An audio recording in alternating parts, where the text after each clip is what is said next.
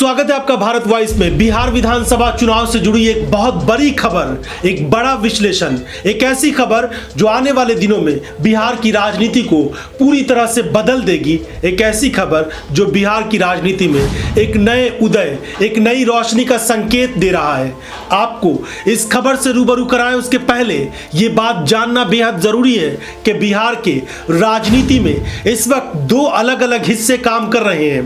वो बिहार जहां पर कभी मंडल और कमंडल की राजनीति होती थी, बिहार की जटिल राजनीतिक परिस्थितियों के बीच इस बार वहां पर विधानसभा चुनाव का माहौल बदला हुआ नजर आ रहा है।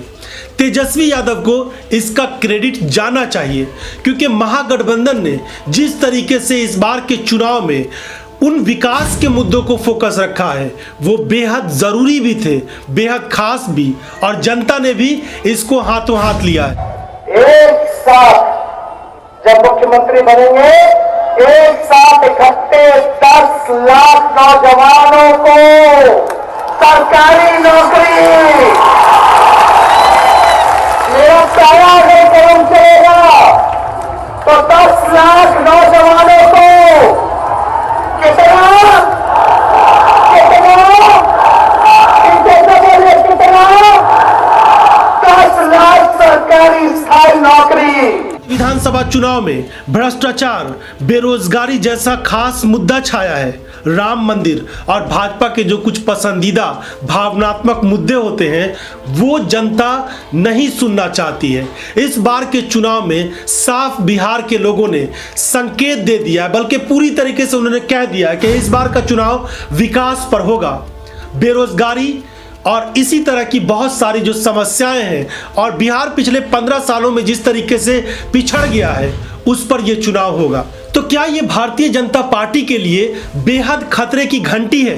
क्योंकि जैसे ही विकास के मुद्दे पर चुनाव होगा तो भारतीय जनता पार्टी से लोग जवाब मांगेंगे, और जो एनडीए सरकार है उससे लोग जवाब मांगेंगे पिछले 15 सालों का। और यही वहां पर हो रहा है। भले ही भाजपा के नेता या फिर जेडीयू के नेता लालू के पिछले 15 सालों को बिहार के लिए बहुत घटिया, खराब और ऐसा राज बता रहे हैं कि उस दौर में विकास हुआ ही नहीं, लेकिन अब जनता जेडीयू और भाजपा के सहयोग से चलने वाली एनडीए सरकार से भी पिछले 15 सालों का हिसाब मांग रही है। लेकिन इन 15 सालों का हिसाब भाजपा को देते नहीं बन पा रहा है। नीतीश कुमार भी इन सवालों का जवाब नहीं दे पा रहे हैं।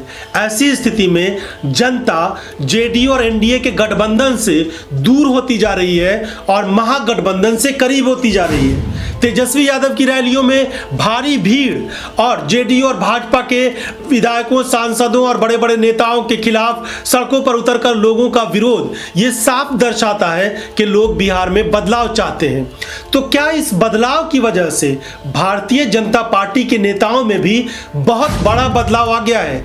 इस बड़े खुलासे के साथ आपको अगले कुछ मिनट तक इस वीडियो को बहुत बारीकी से देखना जरूरी है, क्योंकि भारतीय जनता पार्टी जो इस वक्त राजनीति कर रही है उसमें वो खुद ही उस दलदल में फंसती हुई नजर आ रही है। उससे निकलने का उसके पास कोई उपाय नजर नहीं आ रहा। बेशर्मी उनके बयान में आज झलकी है, उसकी कठोरतम शब्दों में निंदा करता हूं। उन्होंने बिहार के लोकप्रिय मुख्यमंत्री नीतीश कुमार जी को सत्ता में आने के बाद गिरफ्तार किए जाने की धमकी दी।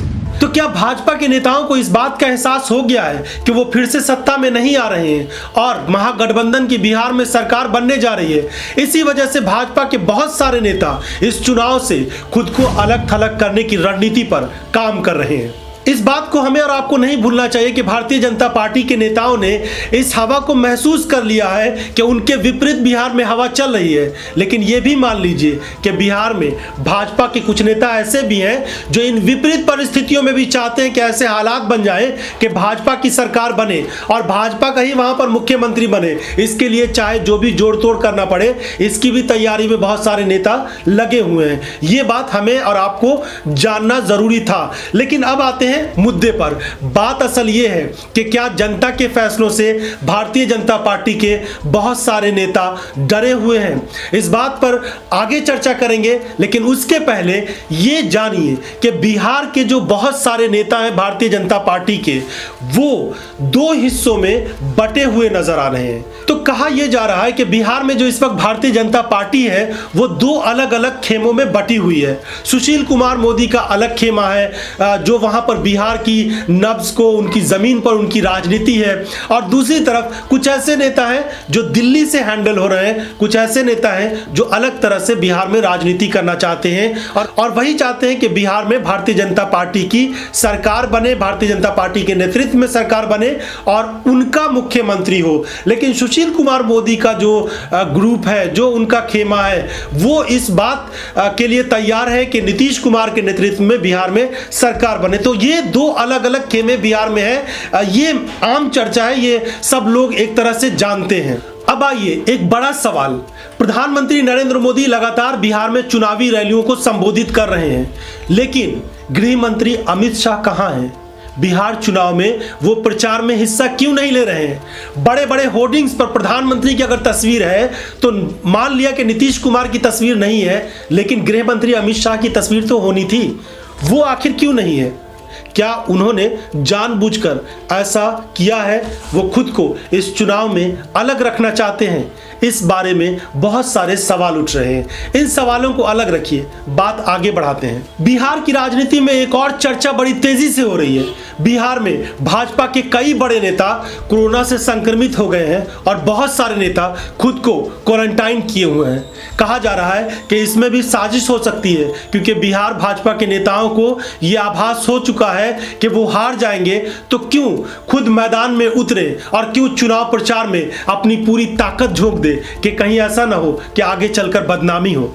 सुशील कुमार मोदी और उनके करीबी रहे पूर्व प्रदेश अध्यक्ष मंगल पांडे भी क्वारंटाइन हैं, तो राजीव प्रताप रूडी और सैयद शाहनवाज हुसैन भी कोरोना के कारण प्रचार से दूर हैं। चुनाव प्रचार में सक्रियता के साथ हिस्सा लेने वाली स्मृति ईरानी भी कोरोना से संक्रमित हो गई हैं।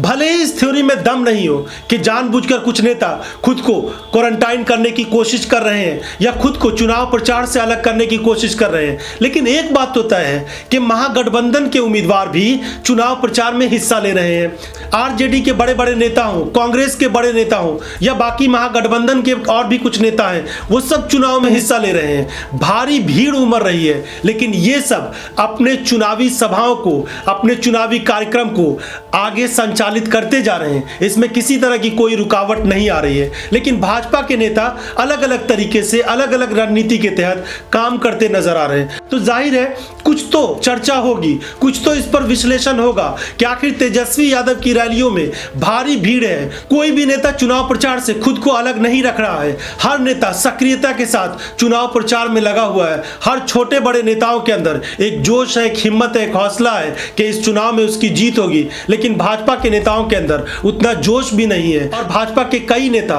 बहुत मायूस भी नजर आ रहे हैं। इन सब के अलावा कार्यकर्ताओं के अंदर भी, आमतौर पर भाजपा के कार्यकर्ताओं के अंदर जितना जोश होता है वो इस बार बिहार में देखने को नहीं मिल पा रहा है। हमने देखा था कि प्रधानमंत्री नरेंद्र मोदी की जो पहली रैली हुई थी बिहार में चुनाव की, उसमें भी बहुत ज्यादा ना तो भीड़ थी, और भीड़ अगर थी भी थोड़ी बहुत तो उन लोगों में बहुत ज्यादा उत्साह नजर नहीं आ रहा था। इन तमाम चीजों को रखकर एक साथ अगर देखा जाए तो अंदाजा लगता है कि बिहार में कुछ ना कुछ नई राजनीति होने वाली है। भारतीय जनता पार्टी चाहे जो कुछ भी दावे करे, एनडीए गठबंधन के सहयोगी दल चाहे जो भी कहें, लेकिन सच तो यही है कि बिहार में भाजपा और एनडीए के नेताओं को इस बात का आभास हो गया है कि जनता उनके पक्ष में नजर नहीं आ रही है। तो सवाल यही पैदा होता है कि क्या इसी डर से भारतीय जनता पार्टी के बहुत सारे नेता खुद को इस चुनाव से अलग कर रहे हैं? ये एक तरह का विश्लेषण है, एक तरह की चर्चा है जो बिहार के